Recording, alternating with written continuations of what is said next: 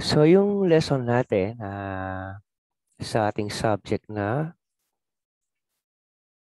Mathematics in the Modern World is all about mathematics in nature. At syempre ito yung ating chapter 1. But of course, yours truly, ito yung aking full name. Sa mga hindi pa alam yung pangalan ko, yan yung buo kong pangalan. Danilo M. Guzman Jr. Okay, let us now start with our discussion.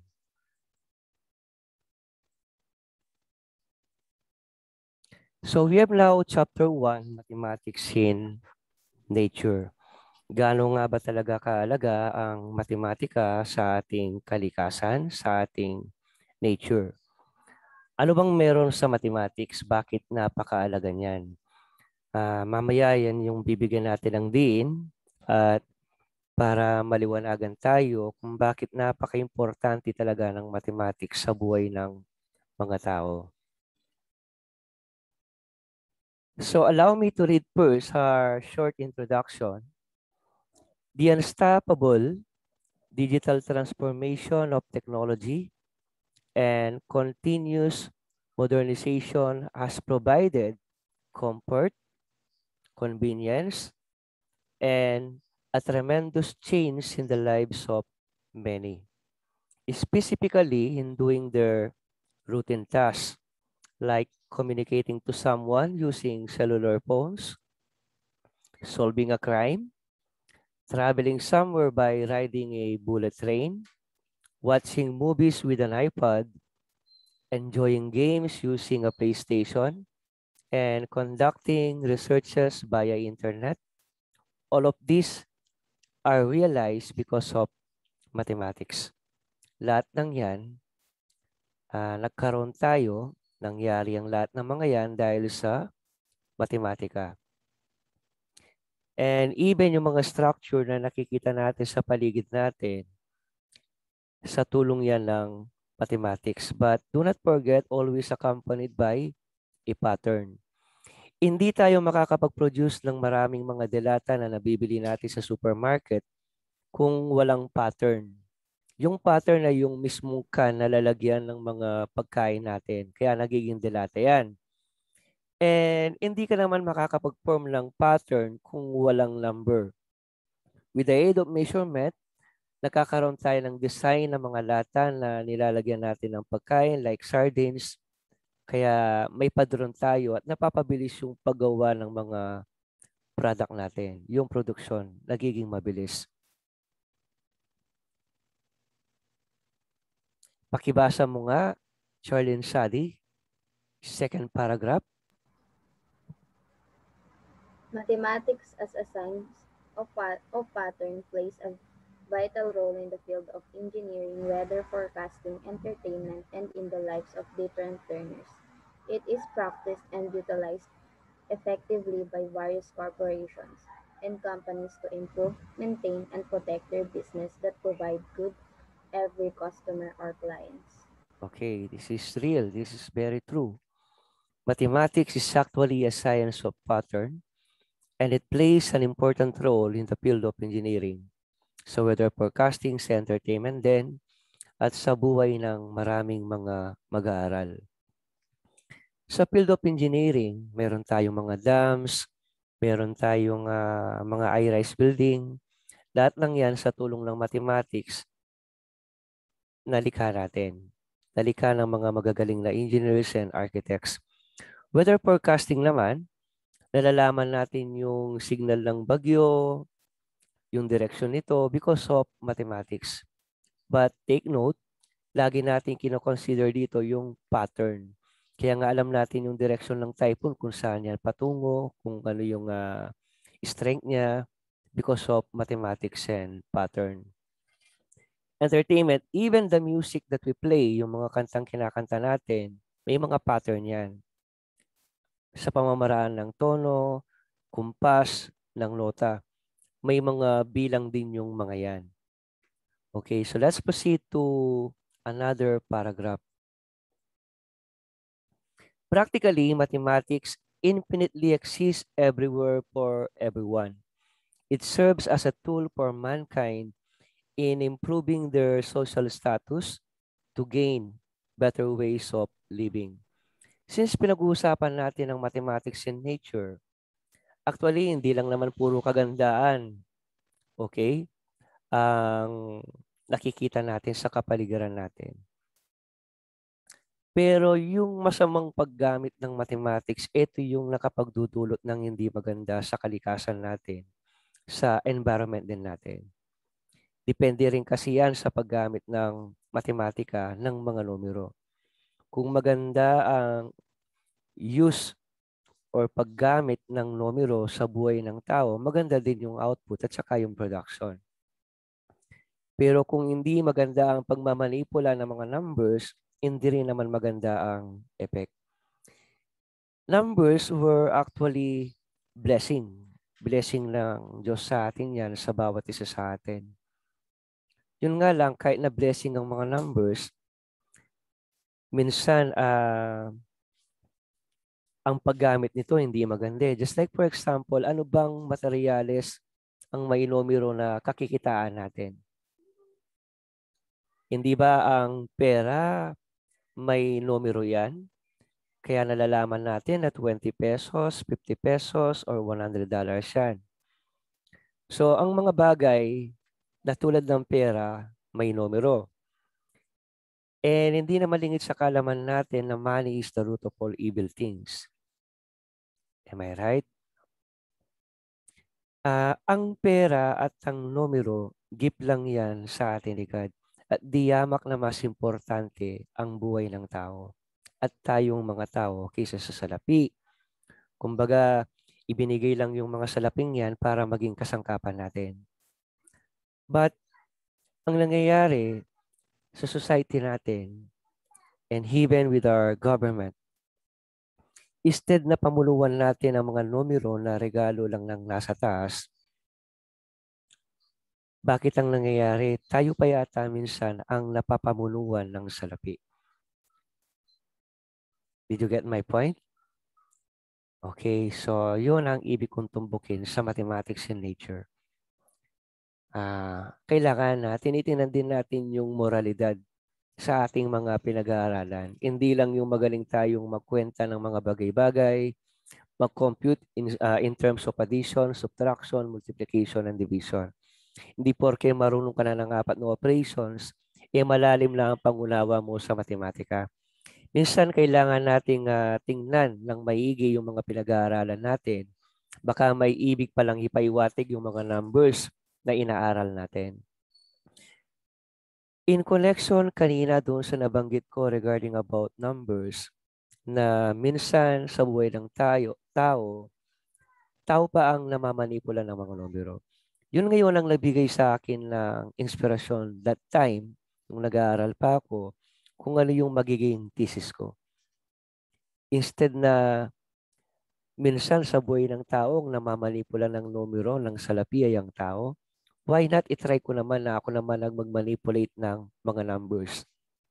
That is why nagkaroon tayo ng mga mathematical arts na pinag-aaralan nyo ngayon, yung Christmas tree, yung calis at saka yung diamond.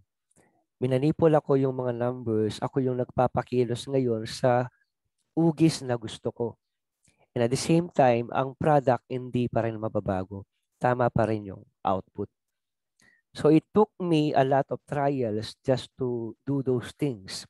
Just try to imagine how many times na naka-experience ako ng pagkakabigo or failure bago ako nag-came up doon sa mga patterns na yon. Paulit-ulit din akong nagkaroon ng error, but I did not stop. Pinagpilitan ko pa rin na ma-attain yung goal. So in our lesson, ito yung ating mga objectives. Okay, pakibasa nga yung unang objective, Edmond Dabu.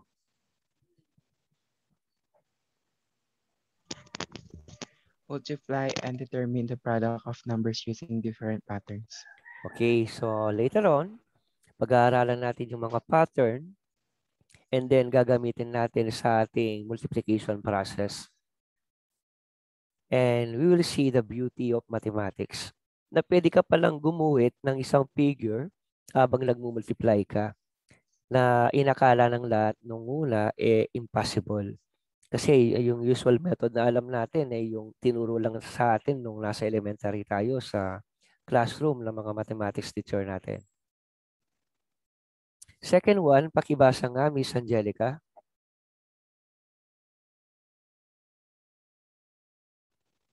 Sir, naririnig niyo po ako? Yes, anak ko. Dinig ko yung boses mo. Appreciate and understand the beauty of patterns and apply them into calculations. Okay. So later on, ma-appreciate na natin at maintindihan ang kagandahan ng mga patterns kapag in-apply natin sa calculations. So napakarami nating mga patterns na gagamitin.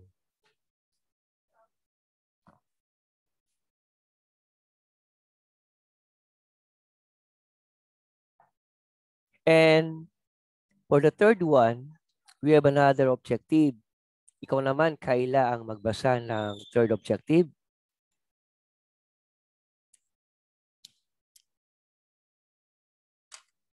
Sir, ano po? Third objective, pakibasa.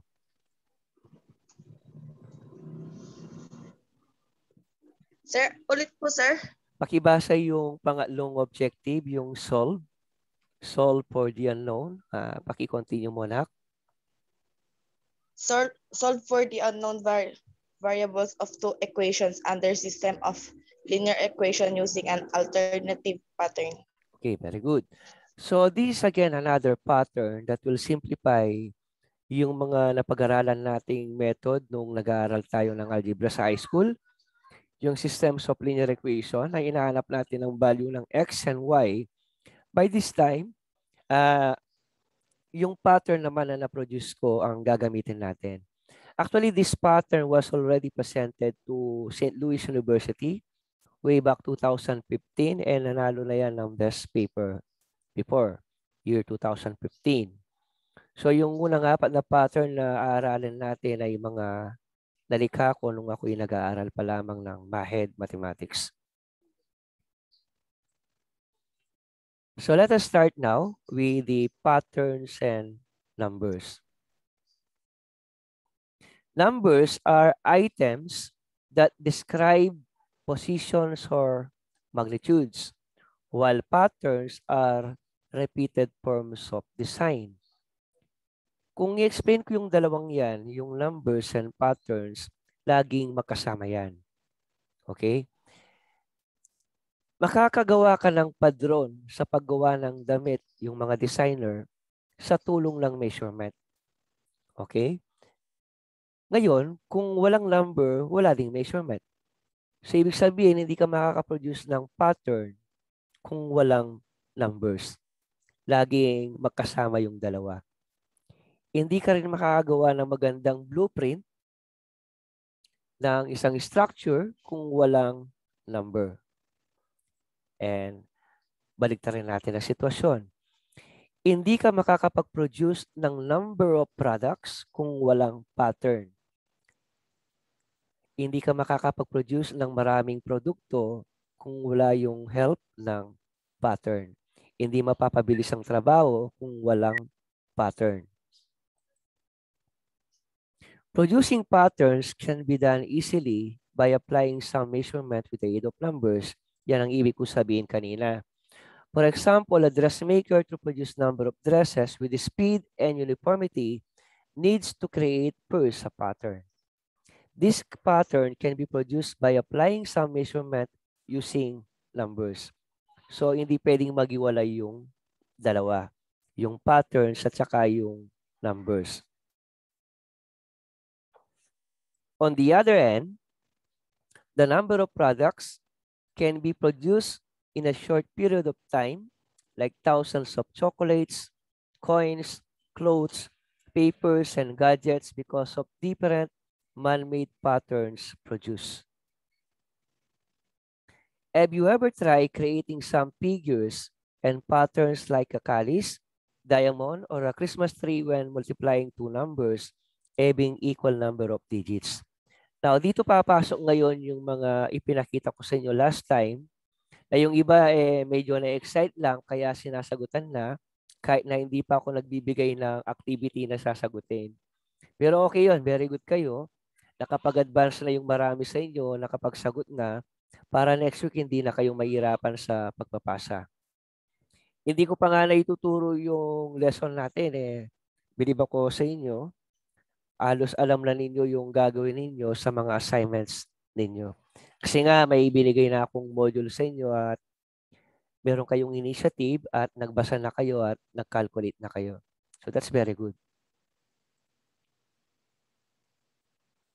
So let's take a look at the following examples of some artistic patterns in multiplying numbers. Actually, ilan lang yung mga yan, ano? But before I will proceed to this 3 pattern, gusto ko lang maramdaman ninyo na meron pang ibang paraan maliban sa mga yan, sa mga pattern na yan. Gusto kong ipakita sa inyo to.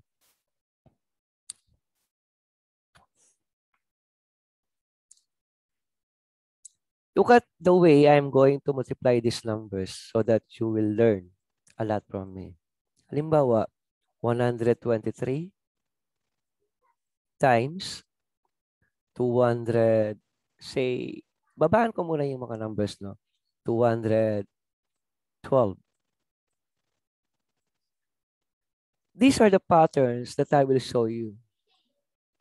I just want you to learn something new this day. Yung mga nakikita ninyo mga kabataan kung bakit napakabilis nilang mag-multiply. So since 3 by 3 yan, let me create 5 patterns. Makikita ninyo yung simula at yung ending ng pattern.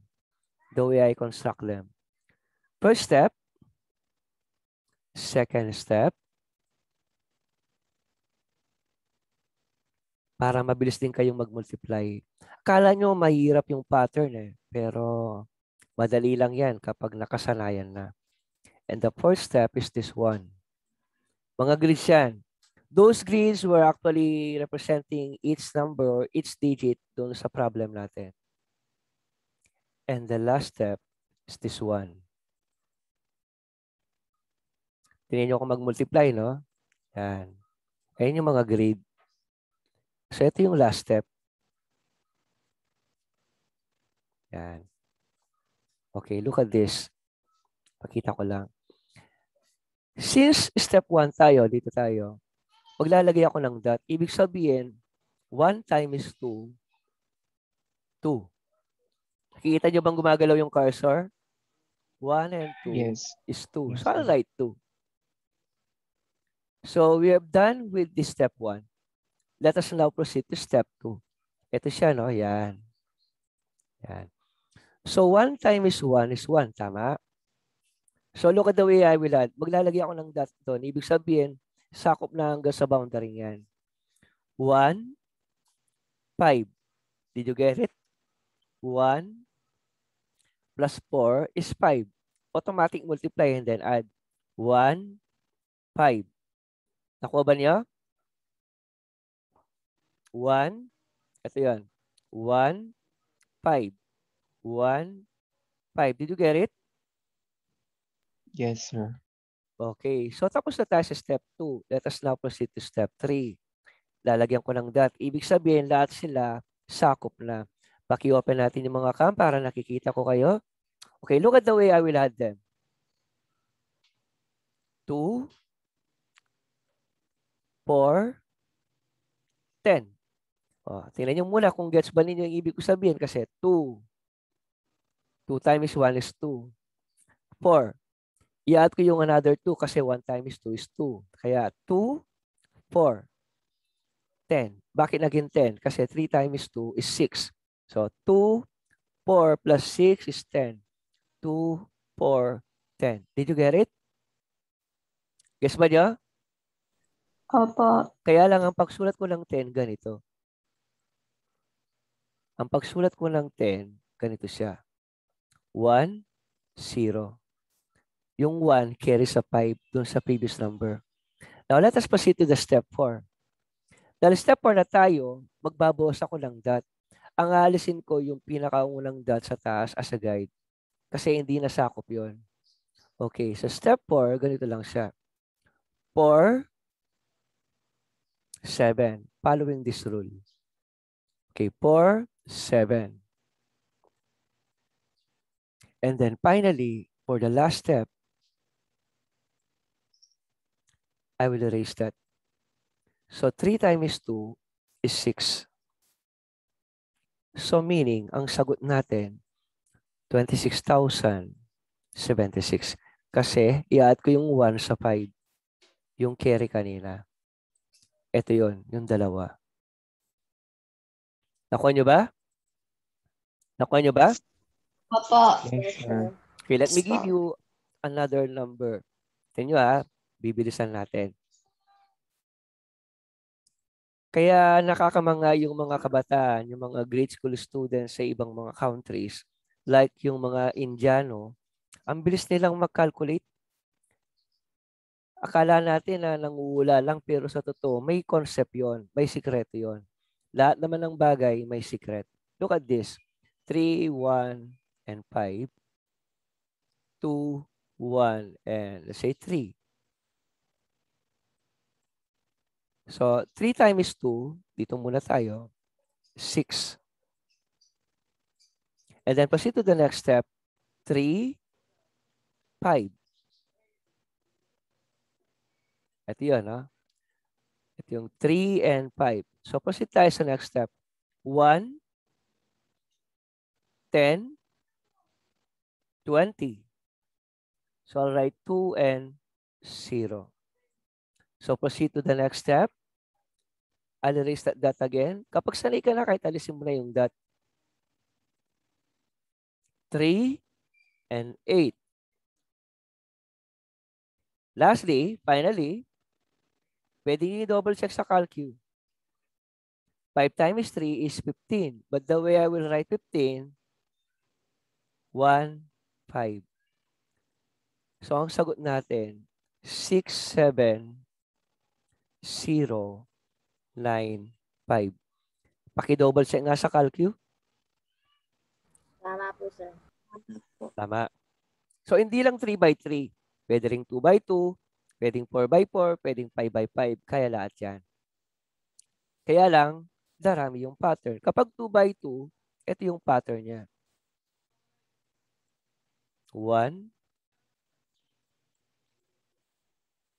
2, 3. Try nyo try ko yung 2 by 2. Pinakita ko yung pattern ng 2 by 2. Napakasarap pag-aralan ng matematika. Hindi lang yung, basta wag lang titingnan yung hirap. Kapag kasi nakasanayan mo na, magiging madali na lang. Although sinasabi ng iba, boring, pero may mga hidden sa mathematics na kapag natarok mo, kapupulutan mo ng aral. Halimbawa to, no? Magbibigyan ko ng halimbawa. 23 and say 41. Okay. So una, 2 times 4 is 8. Tama? Ito kasi yun Second step. 2 and 12 is 14. So I'll write 1, 4 this way. Then last step, 3 times 1 is 3. So ang sagot natin, 943. So napabilis yung calculation. Nakatipid tayo ng space. Basta magaling ka lang sa addition and multiplication, ayos na. So makukuha mo na yung pattern. Malinaw ba yung pattern na ibinahagi ko sa inyo maliban sa mga kaalaman na ituturo ko ngayong araw?